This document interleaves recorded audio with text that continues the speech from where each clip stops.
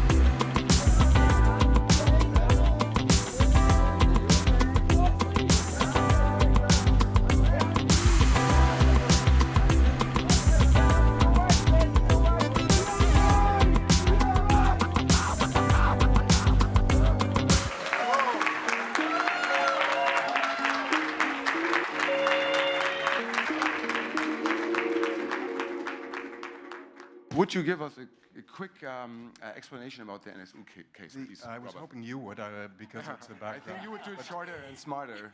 The NSU is the National Socialist Underground. They committed many murders, many terrorist attacks in Germany in the early 2000s, and their trial is going on right now as we speak. Sie können hier nicht durch. Fahren Sie bitte weiter. Mein Mann hat sein Büro gleich da vorne. Melden Sie sich bei den Kollegen. Hier ist die Nummer. Was ist passiert? Es gab eine Explosion. Fahren Sie weiter. The real scandal was not that the German neo-Nazis killed, I don't know, 10 people, 9 immigrants and 1 police officer.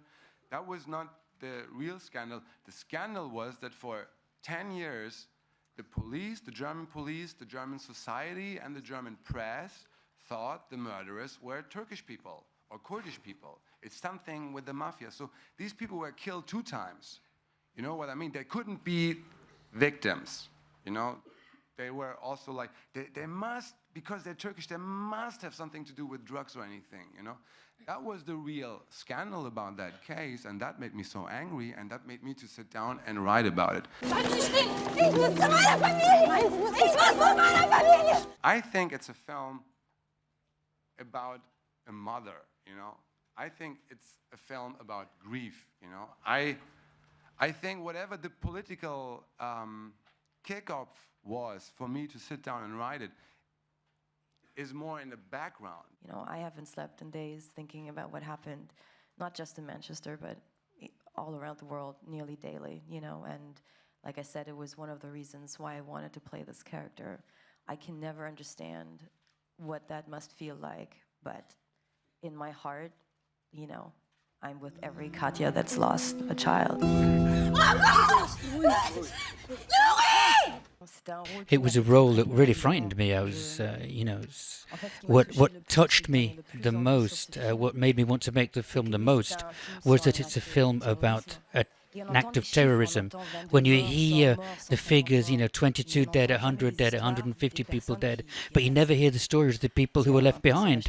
The character's a long way away from me. I had to change totally. Fatih asked me just to jump into the void with him, you know, blindfold almost, and I said yes to everything, because he's a filmmaker who has always, you know, made me want to do things. I mean, when I was young in Germany, his films marked me, and only he could make this film. And I'd follow him to the ends of the earth. You know, we met, and I think this film is unfortunately something that's extremely contemporary. Where have you been, my love? Where can you be? And as sure as days come from moon. Mr. Akin, you're no stranger to xenophobia. A few years ago, your name was on a list of targets called Nuremberg 2, a right-wing website. That's a compliment, man. Yeah. Compliment. Making these people angry is a compliment.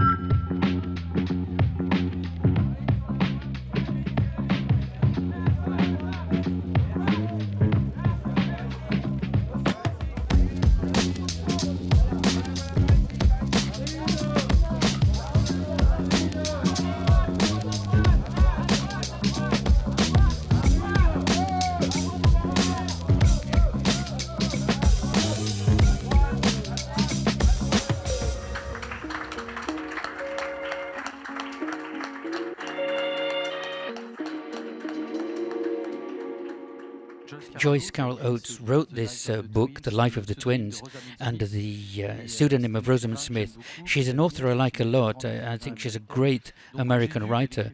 And when I saw that she was writing under a pseudonym, I wondered, about her detective books and so on. I found this book, which I liked a lot. Avec toi, je ne connais que le sexe. The fact that it's a thriller, and an erotic thriller, of course. I mean, there are references of other filmmakers, and I love Brian De Palma, I love Hitchcock, and it's true that there is a sort of a lineage there. And De Palma, he sort of deconstructed the thriller, and he used to sort of have fun with this. And I wanted to play around with the codes of the genre. And for the erotic side of things, it's François. Yeah, but it's you as well a bit, I know it's both of us. No, the sex scenes or the love scenes, generally speaking, in fact, always, they're choreographed beforehand. We prepare it, we know exactly what we're going to do. So it's, it's more like stunt work than anything else. We know what we're doing, we laugh a lot, and I mean, what you see and what's done is, sometimes there's a big gap between the two. Je pense à lui. Quand je suis avec lui, je pense à toi.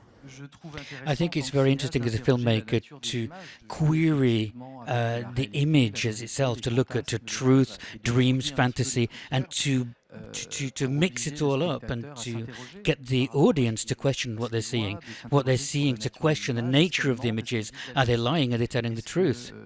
Because despite this sort of fantasy thing, is there something true in there nevertheless?